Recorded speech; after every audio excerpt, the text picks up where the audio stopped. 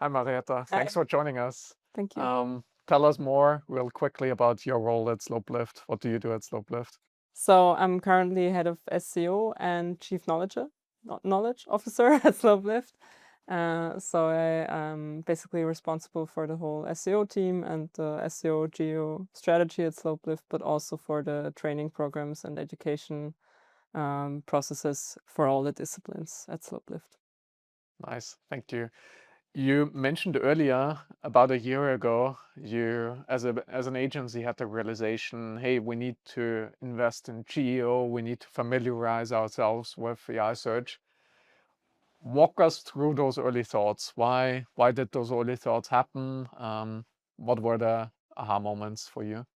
Well, I mean, we already started actually before AI overviews were launched. So we started analyzing featured snippets in a lot of detail, because we always thought it was very interesting to see how they are built up. And then AI overviews came, and that was actually a big step, I think, in Austria or general in Europe when they were launched. And from there on, we started or definitely wanted to find out with our clients what the whole AI search means for their target group, if it impacts them or not, and if they can use it as a to push their traffic as well, maybe. Yeah. What was the impact of Google launching AI overviews? Everybody's talking about a decline of organic traffic. Did you see something similarly, or? Very little for the e-commerce businesses. So there was no spike in zero-click searches. But of course, for the websites that had lots of informational content or relied heavily on blog content and information content, we did see that clicks were going down a little bit, but definitely not as much as for publishers. Okay. What would you say are the most important search channels for your clients right now in 2026? I mean, of course, we always work with the organic teams at the client side. So for them, of course, it's the organic channel plus AI search. But also, of course, all the other paid channels are still relevant to them. But yeah, since we actually always speak to the organic people, I always get that perspective from them. So it's Google number one. What comes second from an AI search perspective? ChatGPT, because it's share-wise the bigger one, and the clients where we measure AI referral traffic, the majority comes from ChatGPT, so we only focus on that actually. Okay. So it's Google and ChatGPT. Yeah. How is ChatGPT referral traffic developing in the last few months? Increasing. Okay. Yeah, especially since I think March. Yeah, since March. So last year was pretty stable, but this year it's been increasing. Okay. Yeah. So you mentioned you also monitoring, or you started measuring conversion rates coming from ChatGPT versus Google. Can you comment on that? Is it a better performing channel compared to the average, a worse performing channel? It's better, so the engagement rates are higher, which is interesting. So the users coming from AI traffic tend to spend more time on the site and tend to engage more. So which kind of confirms the theory that is around that AI traffic users are highly qualified. So that's interesting to see. But right now I can only say that for one client. So yeah, still need to evaluate it for others as well. Yeah. Cool. But good first sign, I guess. Yes. Walk us through the journey with OtterlyAI as an AI search analytics product. I think you found the solution sometime last year. What were the early thoughts? How did that research look like back in the days? So for us, it was clear that we want to have. Last year, it was clear that we want to have a tool where we can measure our visibility in ChatGPT and the other AI platforms. But we also wanted something that we can share with our clients, that they can share with their management and so on.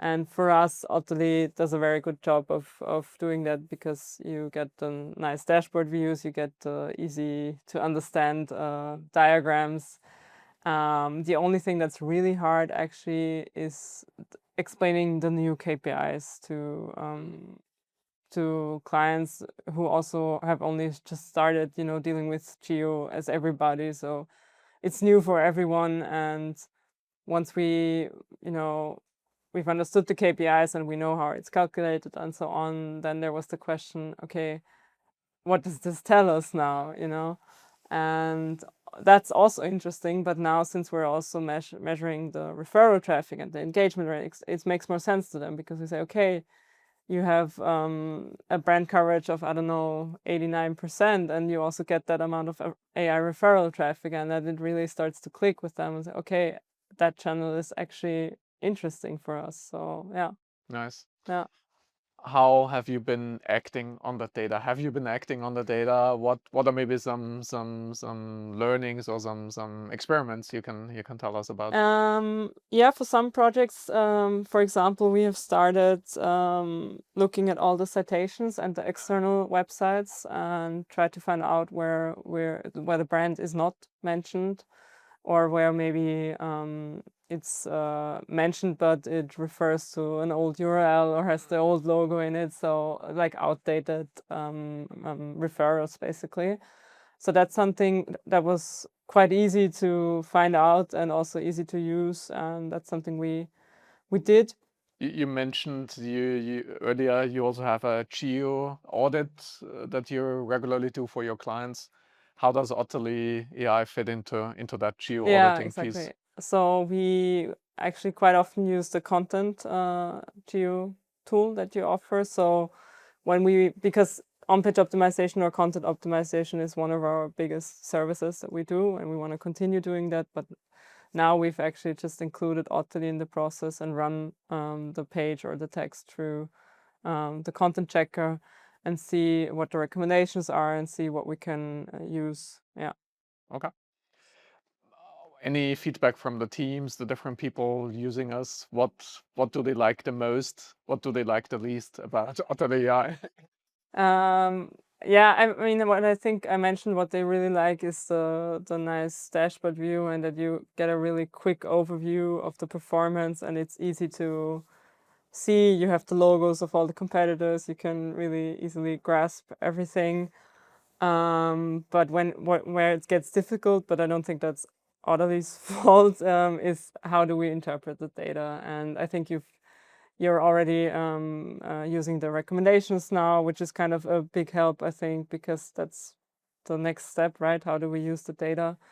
And that's, I think, something that's really helpful. But I also think that that's going to change in the whole industry in the next year, because people get used to those KPIs and know how to use them. And yeah. What's ahead in terms of GEO AI search? What are you hoping as an expert that we as an industry will see hopefully positively in the coming months, coming years? I hope that content writers will stop producing AI slop, or in general, that we're not gonna ruin the internet again, like some SEOs did back 20 years back, because I think we're on the verge of that. And yeah, so that would be my hope for the future, that website owners and content writers go back to quality and unique content that actually has a value for the users. Because Yeah, if that's not the goal, what is the goal, right? yeah, sure. Yeah. I still have to ask because you mentioned another website, and there's, let's say, maybe some have the fear of is the role of the website going away? Which role does my website play in the future? What's your take as for when a brand, when a corporate asks you, how much should I focus on my corporate website in 2027? I think in 2027 you can still safely use your website. Yeah, I think we're a bit far away, but maybe I'm wrong. It's just my opinion, but I feel like at least here things are The website will progressing. stick around. Will stick around a little longer. Yeah. Okay, cool, amazing. Well, thank you so much, Marietta. Thank you.